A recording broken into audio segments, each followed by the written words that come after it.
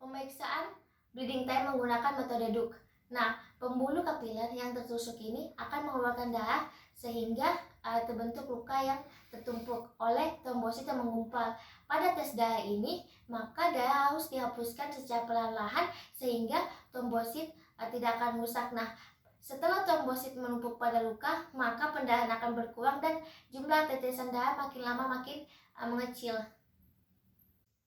Persiapan alat dan bahannya, yang pertama itu ada dospen tabel lancet yang steril, kemudian kertas saing yang bulat, kapas alkohol, dan stopwatch.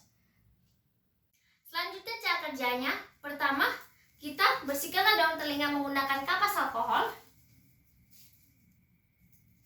biarkan hingga mengering.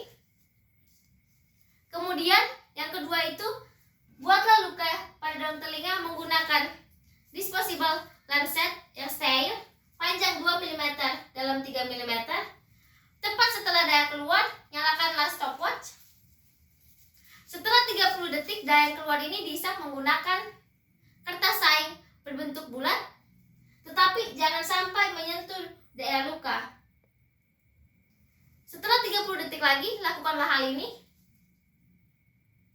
Setelah darah telah berhenti, matikanlah stopwatch. Kemudian catatlah hasilnya. Nilai rujukannya 1-3 menit. Pemeriksaan clotting time atau masa pembekuan.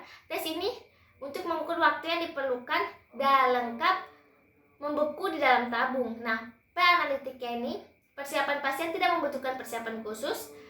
Persiapan sampel darah vena. Prinsipnya darah vena diambil kemudian dimasukkan ke dalam tabung, dibiarkan membeku. Selang waktu dari pengambilan darah sampai darah membeku dicatat sebagai masa pembekuan. Alat dan bahannya, yang pertama ada tabung reaksi 10 x 100 mm 4 buah, water bath, kemudian ada stopwatch, disposable syringe. Cara kerjanya, yang pertama ambillah darah vena 4 ml, kemudian nyalakan stopwatch saat darah berada di dalam jarum.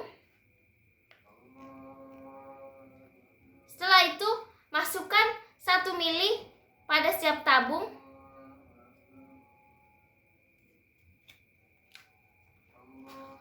Tabung kedua,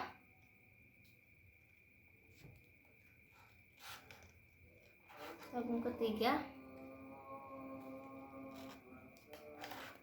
dan tabung keempat.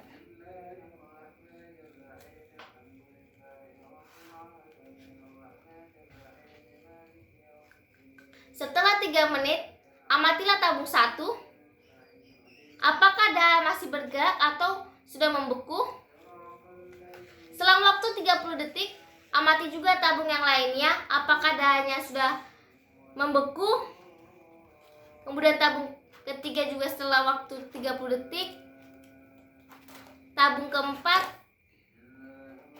Setelah darahnya sudah membeku, kita catatlah waktu dari pengambilan darah sampai waktu membeku yang disebut sebagai masa pembekuan.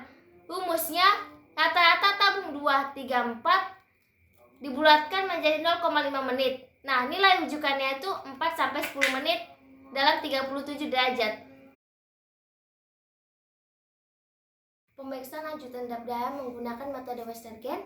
Metode ini diketahui untuk mengetahui kecepatan sedimentasi sel eritrosit di dalam plasma. Satuannya itu milimeter per jam dengan menggunakan metode Westergen. Yang pertama tuh persiapan analitiknya itu ada 1, 2, 3. Pemeriksaan lanjutan darah menggunakan metode Westergen.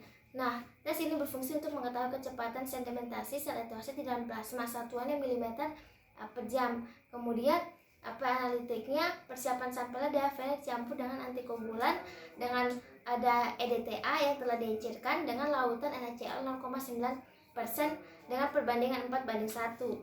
Kemudian prinsipnya ini mengetahui kecepatan sedimentasi sel eritrosit di dalam plasma. Alat dan bahannya, yang pertama ada pipet Westergen, rak untuk Westergen, kemudian ada lautan NaCl 0,9%, ada darah yang telah diencerkan.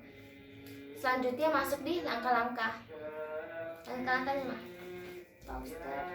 pipet Westergen. Kemudian letakkanlah pada dahan yang telah diencerkan dengan tanda 0 dengan pipet bersih dan kering.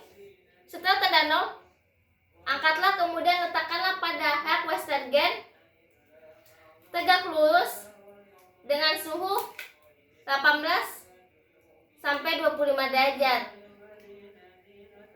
Setelah 1 jam, catatlah hasilnya dengan satuan mm per jam. Pada laki-laki 0 sampai 20 mm per jam, pada perempuan 0 sampai 15 mm per jam.